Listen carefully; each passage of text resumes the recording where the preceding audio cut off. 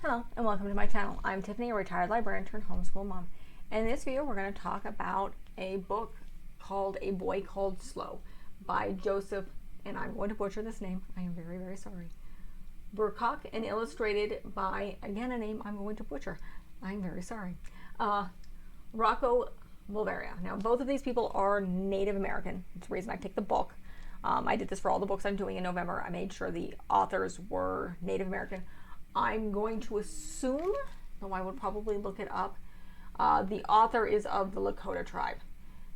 Yeah, because this, both of them I'm assuming, because the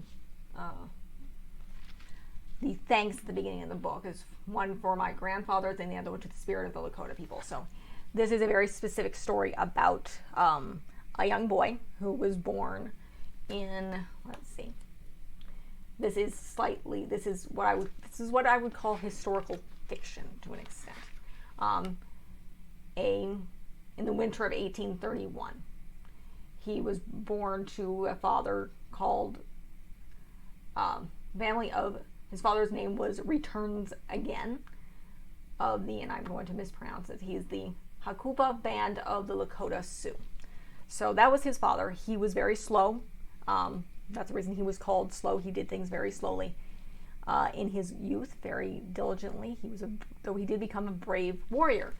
And it goes through his life and how he grows up and how the only way they could change their name was to do something brave. So as he got older, he eventually went on a raiding party with his father and the other people of the tribe to the Crow people. And he was very good with horses. That's one of the other things they mention in the story, that he was practically born a horse. So nobody was better with him with the horses. And he could also speak to the animals, similar to his father. His father had multiple names. And he was a true Lakota. He shared everything with his people. He killed his first buffalo. But he still held his name because he was slow. But now it meant something different.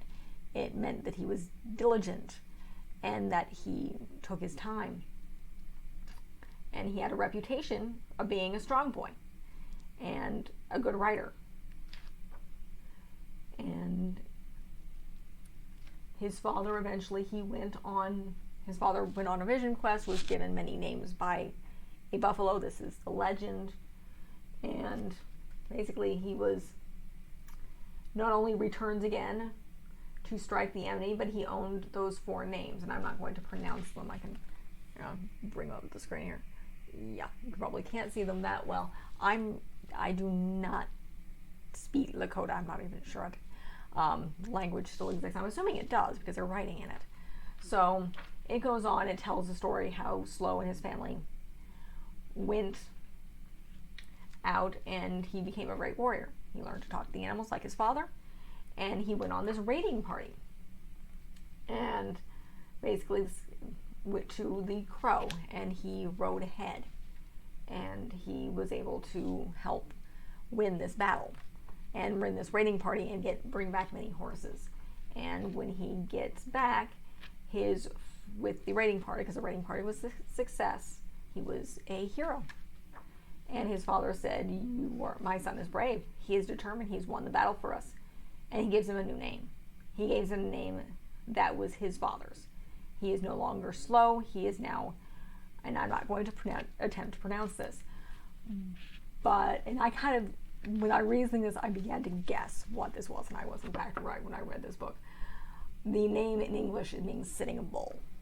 So he was one of the greatest of the Lakota warriors. I mean, Sitting Bull was well known. I mean, this is a common name even to most white people. He was one of the last and the greatest of the Lakota Sioux warriors.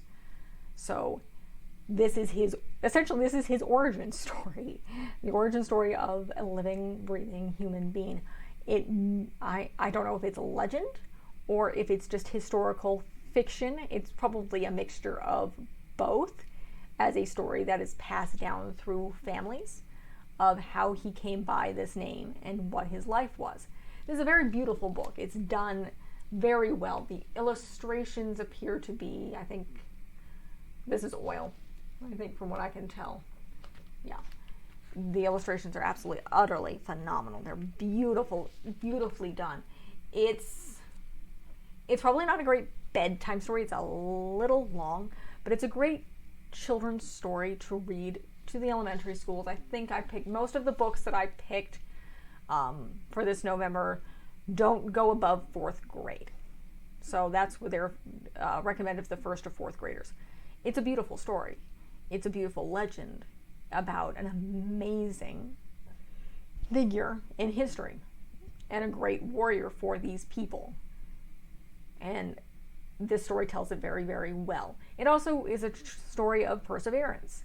He was born with the name Slow, and it slowly changed as he grew older for what it meant. And then he got a new name. And that new name is written down in history forever because he was one of the bravest of the Sioux warriors. Now, I'd have to look into it. I'm not as familiar with Native American history as I really would like to be. But he was, I know this name. So I live in the American Southwest, so Native Americans are very common here. There's a reservation not far from me. There's reservations all over my state. So it's important. It's an important history. It's recommend, I think, 1st through 4th grade. It doesn't sugarcoat anything. Mind you, it also doesn't talk about his later life. This is his origin story. This is how he came to be called this and who he was. It talks about a little bit of their culture, their people, and how their naming system worked. And basically tells the ancient stories of how their people survived through hunting and their family. And it's a beautiful story. It's a beautiful origin story for an amazing warrior. I would highly recommend this book. It's beautifully done. It's beautifully written. The author and the illustrator obviously know their people very, very well. And again, that's one of the biggest things. When it comes to books about particularly marginalized societies, I always recommend trying to find books that are written by members of those societies because they're going to know their people the best because this is their culture and this is their people. So this is a great book.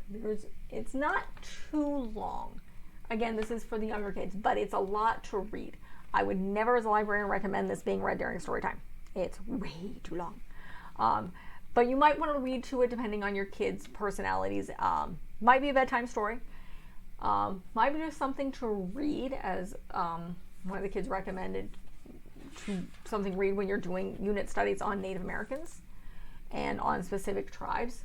So, but it apparently is an American Library Association notable book award, and was very well taken. I think, trying to see when this is published.